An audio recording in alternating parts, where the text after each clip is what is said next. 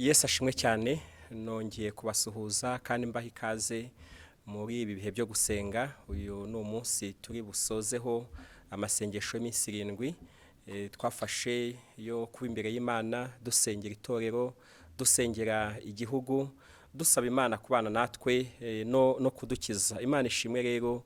Yesu baha umugisha mwese mwafashe umwanya wo gusenga. Imana ntikiranirwa, Imana yacu irumva, Imana yacu igira neza.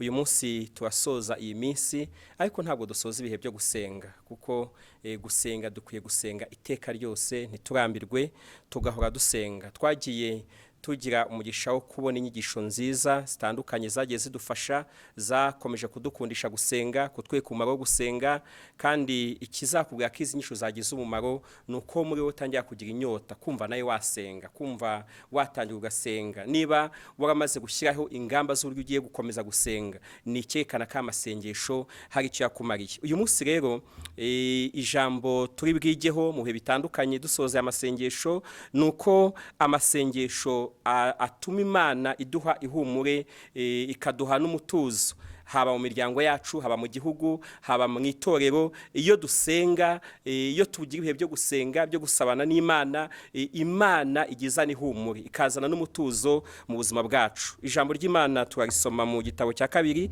cy'ibyo ku ngoma, ibice 20, umurongo wa 1 n'uwa 4, turasoza n'uwa 30. Haranditse ngo, hanyuma y'ibyo Abamowabu n'Abamori hamwe n'Abamewonimu batera Yehoshafati bajya kumurwanya. Maze haza abantu babwira Yehoshafati bati, haje ingabo nyinshi ziguteye ziturutse i Siriya hakurya y'inyanja, kandi dore bageze i Hasoni Tamari ariho muri Egideni. Yehoshafati aratinya, yihata gushaka Uwiteka, ategeka Abayuda bose kwiyiriza ubusa. Abayuda bose baraterana ngo basabe Uwiteka kubatabara, baturuka mu midugudu y'Ubuyuda yose bazanywe no gushaka Uwiteka. Umurongo wa 30 usoza uvuga ngo, nuko igihugu cya Yehoshafati kiratuza, kuko Imana ye yamuhaye ihumure impande zose. Haleluya.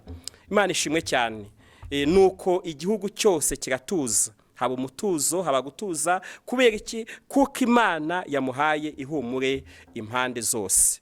Ijambo ihumure ni ijambo rikomeye cyane.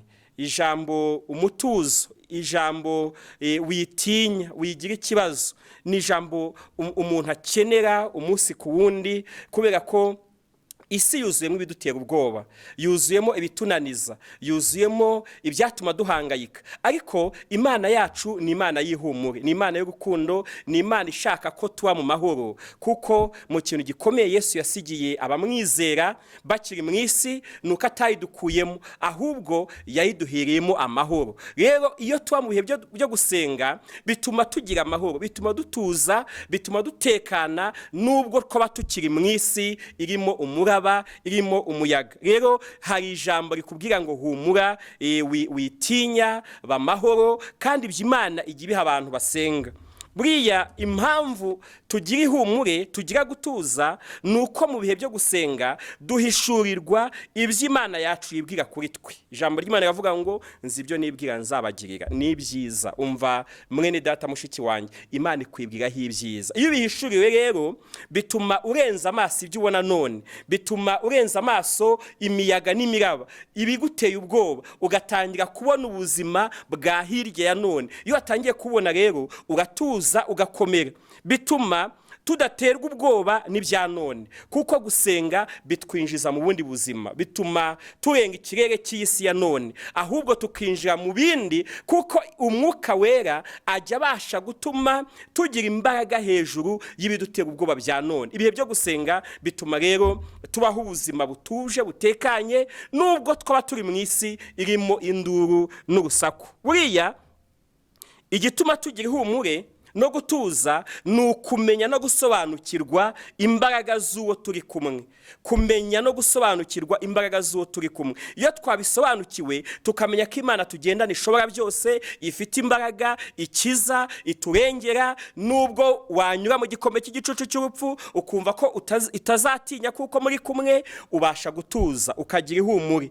Zaburi ni ijambo ry'Imana muri Zaburi ya 34 uhereye ku murongo wa 4 haravuga ngo mufatanye nanjye guhimbaza Uwiteka dushyirane hejuru izina rye, avuga ngo nashatse Uwiteka aransubiza ankiza ubwoba nari mfite bwose.